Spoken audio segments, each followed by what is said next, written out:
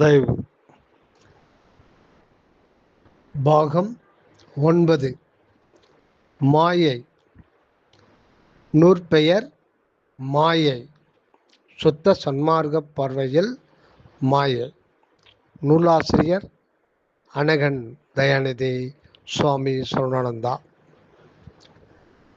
அத்தியாயம் 6. மாயா திரைகள். மாயா திரைகள். திருச்சிற்றம்பலம். அருட்பெருஞ்சோதி அருட்பெருஞ்சோதி தனிப்பெரும் கருணை அருட்பெரும் ஜோதி. மாயாத்திரைகள். அருட்பெருஞ்சோதியே எல்லாம் வல்ல தனித்தலைமை பெரும் பதியாக எக்காலத்தும் விளங்கி கொண்டிருந்த போதிலும் அவ்வுண்மையை எவரும் இதுநாள் வரையேன் கண்டுகொள்ளவில்லை.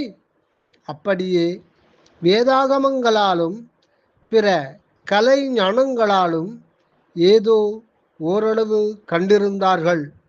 எனினும் பூரணமாக அனுபவப்படாதிருந்ததற்கு காரணம் யாதோ என்று அறிய தொடங்குகின்ற போது திருவருளே முன்வந்து உண்மையை உள்ளத்து உணர்வில் ஒளிர வைக்கின்றதாம்.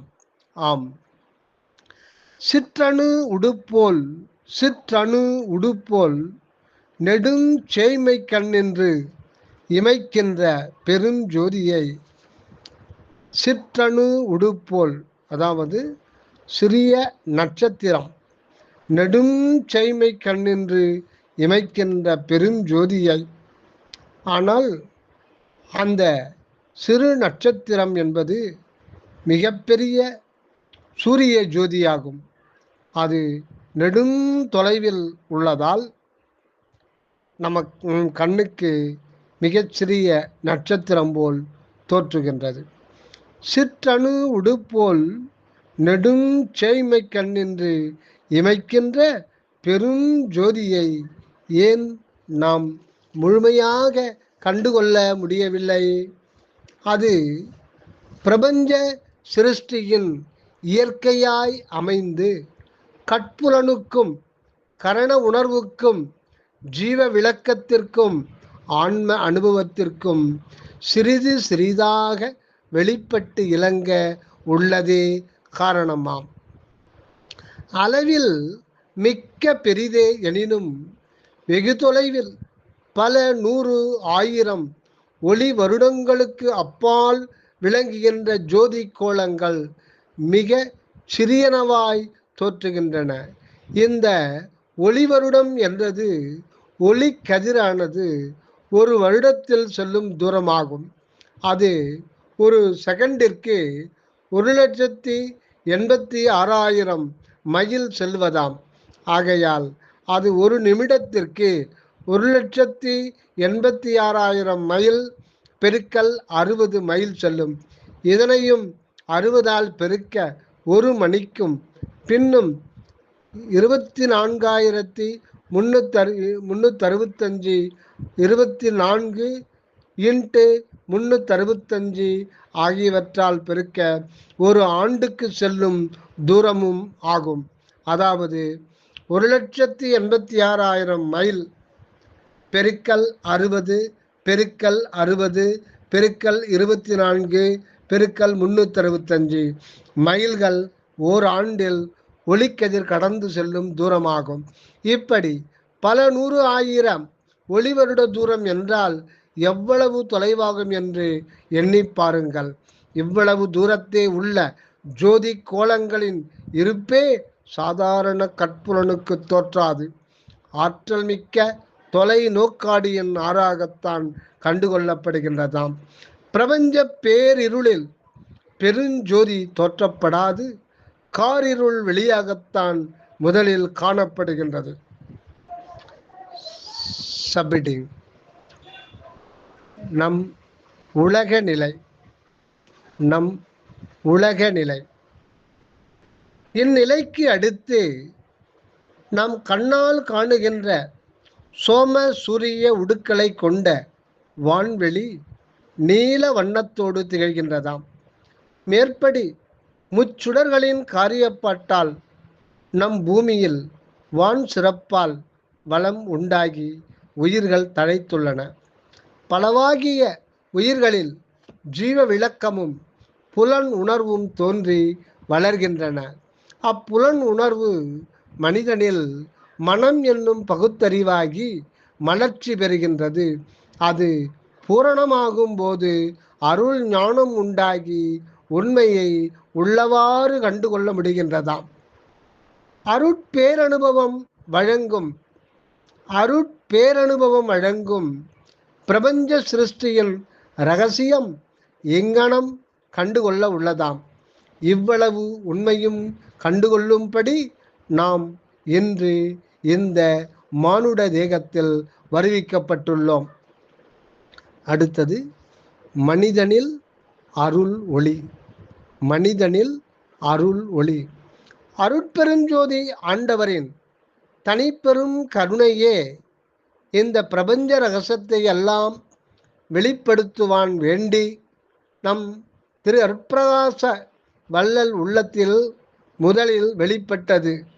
அங்கனம் வெளிப்பட்டதை அனுபவபூர்வமாக தானே அடைந்து திகழ்கின்ற நம் வள்ளல் பெருமான் எல்லோரும் தன்னை போல் கண்டு அடைந்து ஆனந்திக்க கருதி வடலூர் பதியின் கண்ணே சத்திய ஞான சபையை நிறுவியுள்ளார். அடுத்ததாக துணை தலைப்பு சத்திய ஞான சபை. சத்திய ஞான சபை. இந்த ஞானாலயம் உலகில் இதுவரை எவராலும் எக்காலத்தும் அமைக்கப்பட்ட அற்புத சிற்ப கோயில்கள், பீடங்கள், மந்திரங்கள் எல்லாவற்றையும் விட கோடி கோடி பங்கு அதிக சிறப்புடையதாகும். இந்த ஞானாலயம் உலகில் இதுவரை எவராலும் எக்காலத்தும் அமைக்கப்பட்ட அற்புத சிற்ப கோயில்கள், பீடங்கள், மந்திரங்கள் இவற்றில் எல்லாவற்றையும் விட கோடி கோடி பங்கு அதிக சிறப்புடையதாகும். ஏனென்றால் அவைகள் யாவும் கடவுள் உண்மையை கற்பனை கண்ணால் நோக்கி உலகியல் சிறு சித்திகளின் பொருட்டே ஆக்கப்பட்டவையாம். ஆதலின் அவற்றால் அடைகின்ற பயன் சிறுமை உடைத்தே ஆகும். ஆனால் இங்கு அருட்பெருஞ்சோதி ஒளிர் ஞான சபையில் எல்லாம் வல்ல உண்மை கடவுளையே கண்டு அடையக்கூடியதாய் உள்ளதால் இதன் பெருமை எங்கனம் கருதி எங்கனம் உரைப்பதோ.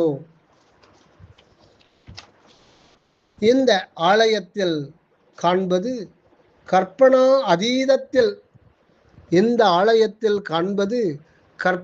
அதீதத்தில் அருளாக உணரப்படுகின்ற மெய்ப்பொருளே ஆகும். இப்பொருளை இரண்டர கலந்திருக்கும் உண்மை அனுபவத்தில் விளங்குவதே சுத்த சன்மார்க்க சாத்திய நன்னிலை ஆகும். இதனை வழங்குவிக்கவே இந்த ஆலயம் நம் வள்ளலாரால் உருவாக்கி கொடுக்கப்பட்டதாகும். அடுத்தது தத்துவ ஞான ஒழுக்கம். தத்துவ ஞான ஒழுக்கம். வடலூர் சத்திய ஞான சபையில் உண்மை நெறி விளக்கமே சுட்டப்படுகின்றதாம். அதில் கரண இந்திரிய ஜீவநிலை கடந்த ஆன்ம நிலையில் அருட்பெருஞ்சோதி அகண்ட தீபம் திகழ்கின்றது. அதனை மறைத்து கொண்டிருப்பது மாயா சக்தி திரையாகும். அத்திரை ஒன்றல்ல இரண்டல்ல 7 என காட்டப்பட்டுள்ளதாம். அவை அவன: 1 கருப்பு திரை, 2 நீலத்திரை, 3 பச்சை திரை, 4 சிவப்பு திரை, 5 மஞ்சள் திரை, 6 வெள்ளைத்திரை, 7 கலப்பு திரையாகும். இந்த 7ம் நம் ஆராதாரத்தும் மேல் நிராதாரத்தும் அமைந்துள்ள தத்துவ சக்திகளை மறைத்து கொண்டிருக்கும் வண்ண மறைப்புகளாகும். இந்த பிண்டானுபவ உண்மை புறத்தே அமைந்துள்ள அண்டத்திலே விளக்கத்தோடு ஒப்பிட்டு அறிந்து கொள்ளலாம். எவ்வாறெனில், 1. கருப்பு திரை. அகண்ட பிரபஞ்ச வெளியில் உடுவொளியும் தோற்றாத பேரிருள் நிலையே கருப்பு திரையாய் உள்ளது. அகண்ட பிரபஞ்ச வெளியில் நட்சத்திர ஒளியும் உடுவொளியும் தோற்றாத பேரிருள் நிலையே கருப்பு திரையாய் உள்ளது. அது அதிக தூரத்தில் இருப்பதால் அந்த பெருஞ்சோதியே பேரந்தகாரத்தில் மறைந்து கிடப்பதாக அறியப்படுகின்றதாம். அந்தியும் இந்த பூமியாகிய அண்டமீதும் ஆதியில் ஆன்ம அணு புதைந்து கிடக்கும் போது மாயாந்தகாரத்தில் பிரித்தறியக்கூடாது மறைந்து கிடக்கும் நிலையும் கூட கருப்பு திரையாகவே கொள்ளலாம். மேலும் இத்திரை கருப்பு மாத்திரமாக இருந்துவிட்டால் ஒன்றுமே பயன் உண்டாகாது, லட்சியமற்றதாய் போய்விடும். ஆனால் உண்மையில் அப்படி இல்லை.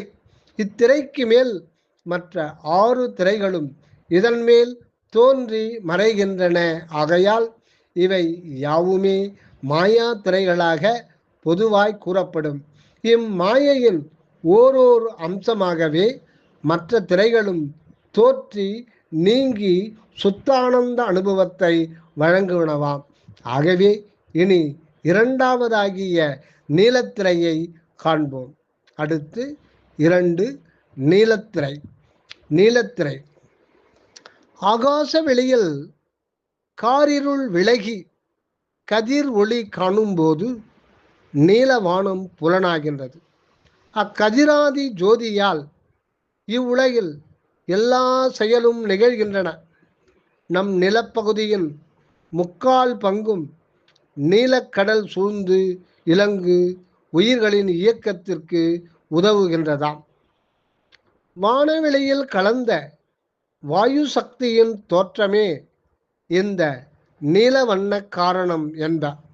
இந்த நீல நிறம் கிரியா சக்தியின் செயல் தோற்றமாய் இருத்தலின் நம் சுதந்திர கொடியின் நடுவே சுற்றுவதாய் காட்டப்பட்டுள்ளதும் நீலச் சக்கரமே ஆகும். இச்சக்கரம் இடைவிடாது இயங்கிக் கொண்டிருப்பதே கிரியா சக்தியின் செயலாக அறிவோம்.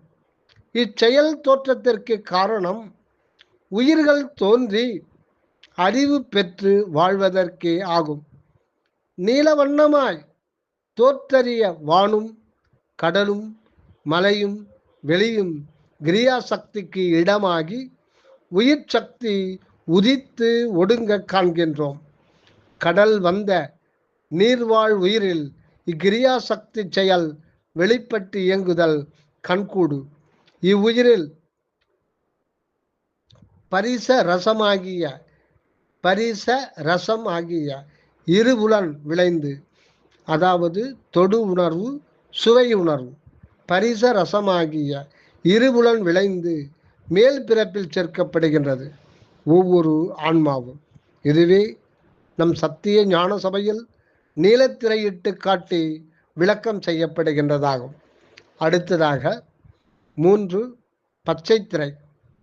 பச்சைத்திரை இது நம் புவியின் மீது உயிர் தழைத்து ஓங்க உதவும் உணவுப் பொருளையும் முகில் மழை நீரையும் சுட்டும். இந்த உணவால் ஜீவர்களுக்கு இனப்பெருக்கம் அடைவதற்கும் அறிவு விளக்கம் பெறுவதற்கும் ஆற்றல் கிடைக்கின்றது. அந்த அறிவு கீழினமான மூவறிவு உயிரில் மனப்புலனே வழங்குகின்றது. நமக்கு நம் 3ஆம் ஆதாரத்தில் மாலவன் சக்தியாய், அதாவது பொன்மயிர் பச்சை பரநிலை உணர்ச்சிக்கு காரணமாக திகழ்கின்றதை ஞான சபையின் திருமுன் நின்று கண்டுகொள்ளுகின்றோம்.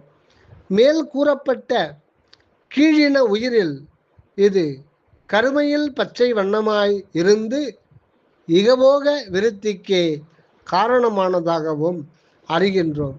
இதனால்தான் இப்பச்சை வண்ணத்திரை பராசக்தி எனப்பட்டது. அடுத்ததாக சிவப்பு திரை. 4 சிவப்பு திரை. ஜீவர்களிடத்து உயிர் விளக்கம், உருவ விளக்கம். ஜீவர்களிடத்து உயிர் விளக்கம், உருவ விளக்கம் எல்லாம் பிராணக்காற்றாலும் ஜீவ ரசமாகிய செந்நீர், அதாவது இரத்தம் முதலியவற்றாலும் உண்டாகின்றன. தத்துவ நிறை மனிதனில் 96 தத்துவ நிறை மனிதனில் இதயத்தினிடத்தே இந்த உயிர்ப்பும் இரத்தமும் செயல்படுத்தப்படுகின்றன. அன்றியும் இந்த இடத்தில் மனோ உணர்வு இயக்கம் அதிகம் பாதிக்கப்படுகின்றதால் அவா, வெகுளி, மயக்கம் போன்ற நிலையில் மேல் குறித்த ஜீவ இரத்த சக்திகள் பாதிக்கப்படுகின்றன. வான்வெளி காற்று உயிர் வழி, அதாவது பிராணவ காற்றாய் ஆகி இயக்கப்பட்ட இந்த அநாகதத்தில் கடவுள் கருணையே நமது இச்சா சக்தியாய் சிவப்பு மாயாத்திரையாய் அறிந்து கொள்ளப்படுகின்றதாம். மனிதரல்லாத பிற உயிர்களிடத்து இந்த இச்சா சக்தி அதனதன் சுபாவம் அல்லது பிறவி குணமாய் அமைந்து விருத்தி அடைய செய்கின்றது.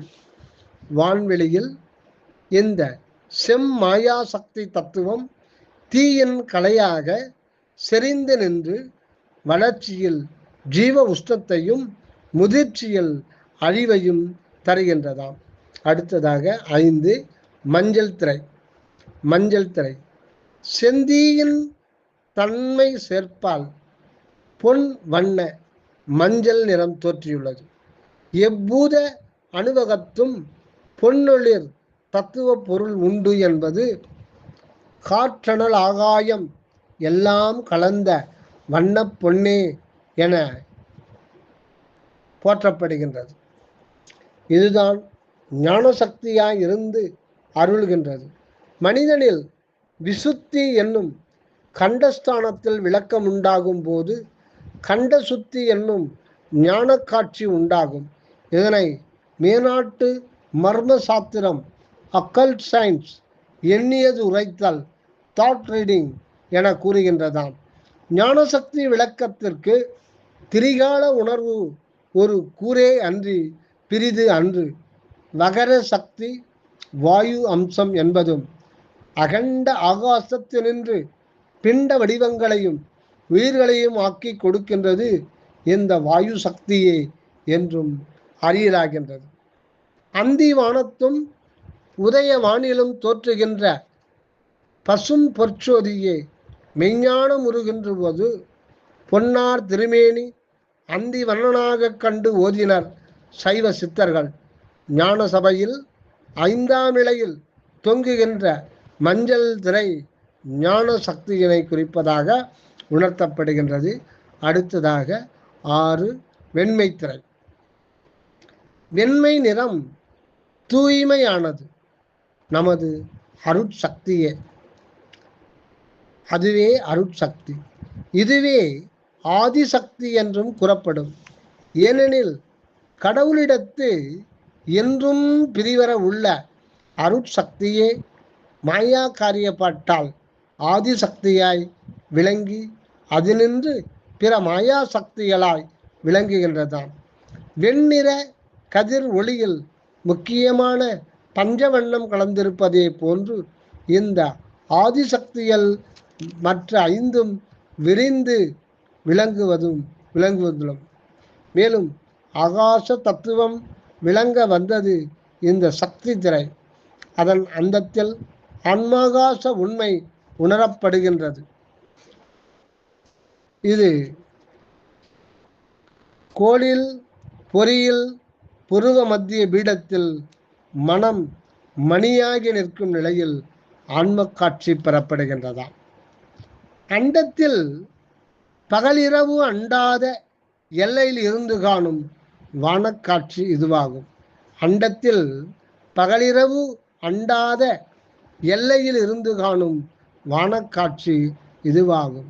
இதில் இதில் ஜோதி முன்னின்றும் அதுவாம் அத்வித நிலை அனுபவம் ஏற்படாத இரண்டுபட்டிருக்கும் அத்வித நிலை அனுபவம் ஏற்படாத இரண்டுபட்டிருக்கும் துவைத நிலையை விளங்குவதால் மாயையின் நீக்கமும் அருளின் ஆக்கமும் சிறிது சிறிதாக உண்டாகும் இடம் இதுவாகும். இதில் அருள் ஒளி விசேடத்தால் சித்திகள் பல விளங்கும். மாயையின் பற்று முற்றும் ஒழிந்தால்தான் அருளில் பெரும் சித்தி உண்டாகும். அடுத்ததாக கலப்புத்திரை. கலப்புத்திரை கருப்பு, நீலம், பச்சை, சிவப்பு, மஞ்சள், வெள்ளை ஆகிய ஆறும் கலந்த ஒரு திரை இதுவாகும். இவைகளின் சக்தியாக உள்ள மாயா, கிரியா, பரா, இச்சா, ஞான, ஆதி, அதாவது மாயாசக்தி, கிரியாசக்தி, பராசக்தி, இச்சாசக்தி, ஞானசக்தி, ஆதிசக்தி என்னும் ஆறு தன்மைகளும் ஒன்றுபட்டு கடவுள் சந்நிதியாகிய சிற்றவை என்னும் சிறநடு ஜோதி பீடத்தை மறைத்துள்ள அனுபவம் விளங்குகின்றதாம். இந்த கலப்பு நிறை கலப்புத்திரை நீங்கினால்தான் புறநின்று தரிசித்த நாம் அருளால் மறைந்து விடுகின்றோம் என்றால் நாம் அழிந்து விடுகின்றது இல்லை. நித்தியமாய் அருட்பெருஞ்சோதியாய் உள்ள பதியின் மாயா சாயையாய் இதுகாரும் இருந்து வந்த நாம் அவராகவே நின்று இளங்க திருவருள் பாலிக்கின்றார். இந்நிலையே இரவா பெருவாழ்வு நிலை. கடவுட் பெருங்கருணை சக்தியே இந்த சிற்சக்தியாய் இருந்து சாயுட்சியானுபவ வாழ்வை வருவிக்கின்றதாம். வான்வெளியில் விளங்குகின்ற ஞாயிறும் நாமான அனுபவம் பெறுவது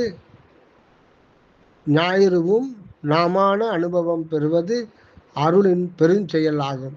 மற்றபடி மாயையின் உடல் வாழ்வில் பற்று வைத்து கொண்டு நாம் அதுவாக பொய்ப்பாவனை செய்வதால் அல்லது யோக சமாதி கூடுவதால் கூட அதுவாகி முடியாது. அருளை அடைய வேண்டும். அந்த அருள் சுத்த அன்பினால் அன்புமயமானதினால் உண்டாம். இதற்காகத்தான் எல்லா பிறப்பும் பிறந்து புலனறிவோடு மன அறிவு நிறைவுற்று அருளறிவு கிடைக்க பெற்றுள்ளோம். இந்த அருள் நிலையும் அதுவே மாயா மறைப்பு திரைகளாக இதுவரை மறைந்து கொண்டு வந்ததாம். அபக்குவத்தில் திரோதான சக்தி அல்லது திரோதாயி ஆக இருந்த ஒன்றே பக்குவத்தில் அருட்சக்தியாக அனுபவப்படுகின்றதாகும். அபக்குவத்தில் திரோதான சக்தி அல்லது திரோதாயியாக இருந்த மறைப்பு சக்தி பக்குவத்தில் அருட்சக்தியாக அனுபவப்படுகின்றதாம். அடுத்ததாக துணை தலைப்பு சூரியன் 7 குதிரைகள். சூரியன் குதிரைகள் 7. இந்த மாய பிரபஞ்சத்தில் ஜோதி சூரியனே ஆதி பரம்பொருளாக உள்ளது. இதனின்றே நாம் வாழ்கின்ற இந்த பூமியும் இதனை வளப்படுத்தும் கோட்பரிவாளங்களும் தோன்றி சுழன்று கொண்டிருக்கின்றன. இந்த சுழற்சி வேகத்தில் இப்புவி மீது பாய்ந்து கொண்டுள்ள ஞாயிற்று ஒளிக்கதிர்கள் கோட்களால் சிறிது சிறிது மறைக்கப்படுகின்றன.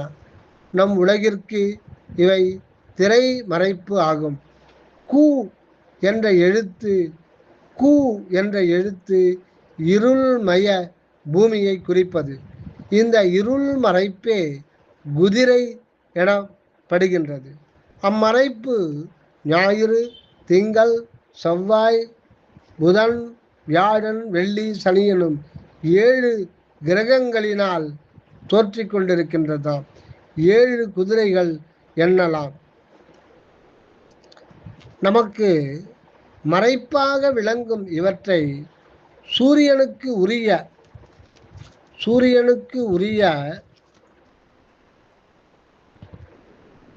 ஓராழி தேருக்கு 7 புரவியாக சூரியனுக்கு உரிய ஓராழி தேருக்கு 7 புரவியாக கற்பித்து கூறி வைத்தனர் முன்னோர். இம்மறைப்பு காரணமாகவே கதிரொளியில் கவின் வண்ணம் 7 காண்கின்றோம். இத்திரைமறைப்பின் விசேடம் இந்த பூமி மேல் ஒவ்வொரு தினமும் குறிப்பிட்ட 3.25 கடிகை அல்லது 1.5 மணி நேரம் விளக்கமும் சக்தியும் குன்றுகின்றன. அக்காலத்தில் உலகியல் செயல்களில் சிறிது தடை உண்டாகும். அந்த காலம்தான் ராகு காலம் என சொல்லப்படுவது. இது ஞாயிறு மாலை 4:30 மணி முதல் 8 வரையும், திங்கள் காலை 7:30 முதல் 9 வரையும், செவ்வாய் பிற்பகல் 3 முதல் 4 வரையும், புதன் பகல் 12 முதல் 1:30 வரையும், வியாழன் 1:30 முதல் 3 வரையும், வெள்ளி முதல் உச்சி வேளை வரையும், சனி காலை 9 முதல்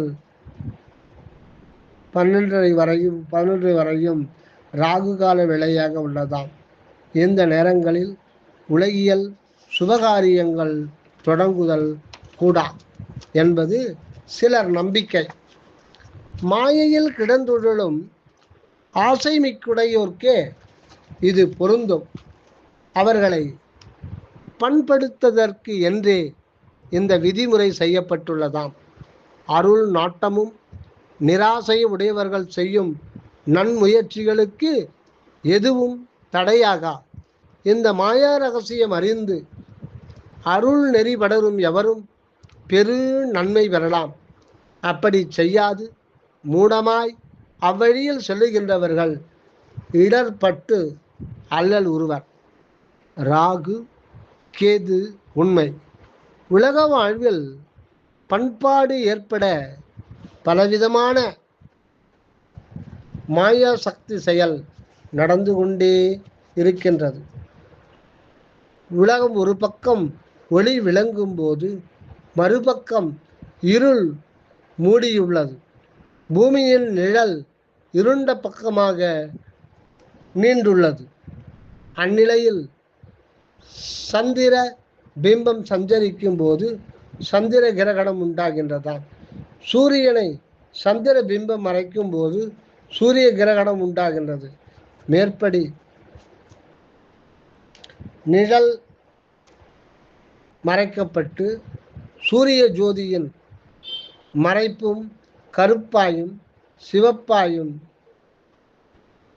தோன்றலாலும் வாயுவெளி மண்டலத்தில் தோஷமாகிய விஷசக்தியை உண்டு பண்ணலாலும் அவற்றை கரும்பாம்பாகிய ராகுவும் செம்பாம்பாகிய கேது எனவும் செப்புகின்றனர். இவ்விரண்டாலுமே ஜீவர்கள் அகத்தும் புறத்தும் விருத்தி அடைந்து மேல்நிலைக்கு ஏறுகின்றன. மேற்கூறிய காரொளியும் செவ்வொளியும் சாதாரணமாய் நம் உலகில் தினமும் அந்தி சந்தி நேரங்களில் நன்கு வியாபித்து உதவுகின்றன. இவைகளை மைக்ரோ வயலட் அண்டு இன்ஃப்ராரெட் ஊதாவுக்கு மேற்பட்டும் சிவப்புக்கு கீழ்ப்பட்டும் உள்ள மங்கொலியாக கூறுகின்றனர். இவ்வொளிகளால் பல நன்மைகள் விளைகின்றன. கைபுணர்ந்து இயற்றா கவின் செய்யும் கதிர் ஒளிகளெல்லாம் கடவுள் மாயா சக்தியாக அறிந்து கொண்டு அவற்றில் பற்று வைத்திடாது அவ்வாற்றலை வியந்து அருளை நினைந்து அன்பில் விளைந்து நிற்க வேண்டியது நம் கடமையாக அறிந்து கொள்கின்றோம். தயவு.